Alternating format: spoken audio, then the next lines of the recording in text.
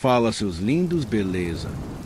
Vamos com aquela velha história do interior, de uma casa de um andarilho. Clara nunca gostou de viajar de ônibus à noite, mas naquele dia não tinha escolha. A chuva descia pesada, tamborilando contra as janelas do ônibus velho enquanto ele avançava pela estrada rural totalmente deserta. As luzes tremeluziam e o motor emitia um ronco cansado, como se a qualquer momento pudesse desistir da viagem. Clara encostou a testa no vidro gelado, observando a escuridão da floresta ao redor, até que uma senhora idosa ao seu lado murmurou, com voz trêmula: "Você está voltando para onde tudo começou, mas nem tudo deveria ser lembrado." Clara fingiu não escutar, mas aquelas palavras ficaram ecoando dentro de sua cabeça até o ônibus finalmente parar na pequena cidade onde crescerá. A casa da tia Helena a esperava, silenciosa, no meio de um terreno tomado por árvores enormes e retorcidas. Assim que Clara abriu a porta, a luz do corredor piscou como se reagisse à sua presença. A casa parecia exatamente como ela lembrava, mas ao mesmo tempo diferente, como se tivesse envelhecido de uma forma anormal, desconfortável. No fim do corredor, havia uma porta lacrada com faixas vermelhas e marcas de unhas arranhadas na madeira, como se alguém tivesse tentado sair de lá, desesperado. Clara sentiu um arrepio percorrer sua espinha. Algo estava errado naquele lugar, e estava errado há muito tempo. Na primeira noite, ela não conseguiu dormir. Quando finalmente fechou os olhos, sonhou com um homem alto, magro, sem rosto. Ele caminhava pela casa lentamente, deixando um rastro de passos molhados, como se tivesse acabado de sair da chuva. Seu corpo parecia deslocar as sombras ao seu redor.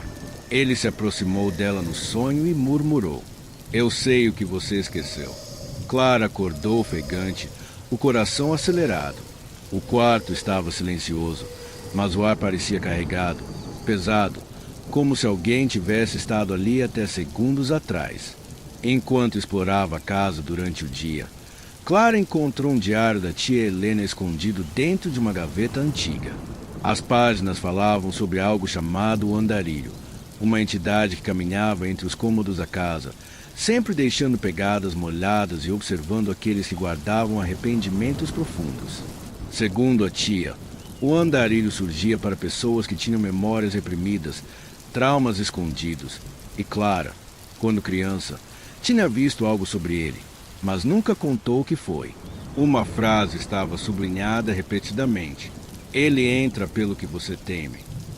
Naquela noite, Clara ouviu passos pesados percorrendo o corredor. Os sons vinham da direção da porta lacrada.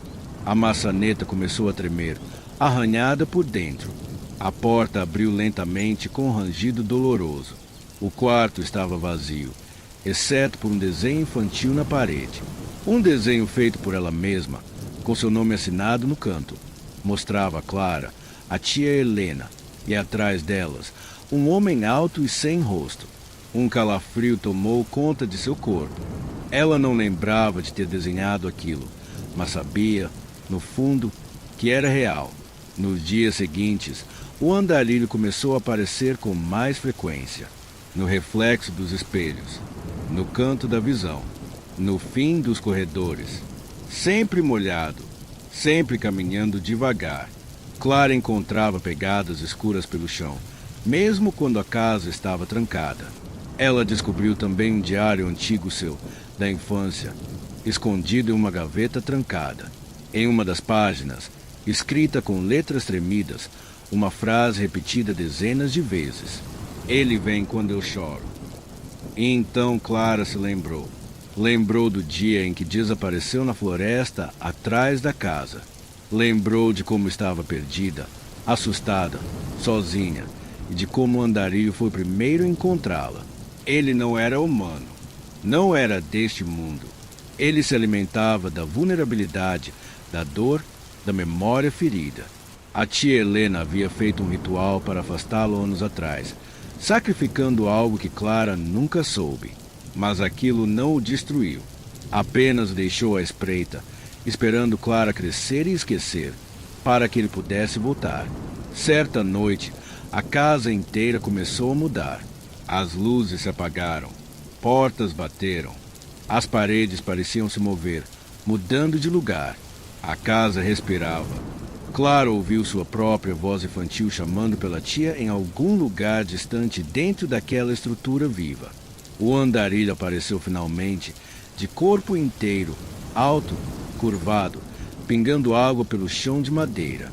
Ele se aproximou, estendeu a mão e falou pela primeira vez com uma voz que parecia vir de todos os cantos da casa. Eu não tomo pessoas. Eu tomo o que elas escondem. E você? Tem muito. As paredes começaram a alongar, as portas surgiram onde não existiam, e a casa transformou-se em um labirinto moldado pelos traumas de Clara. No centro dele, havia um cômodo que nunca existira na casa real. Um quarto infantil, com uma cadeira molhada no meio, coberta de marcas de dedos. O andarilho colocou a mão no ombro de Clara e disse: "Você pode lembrar ou ficar." Era uma escolha cruel.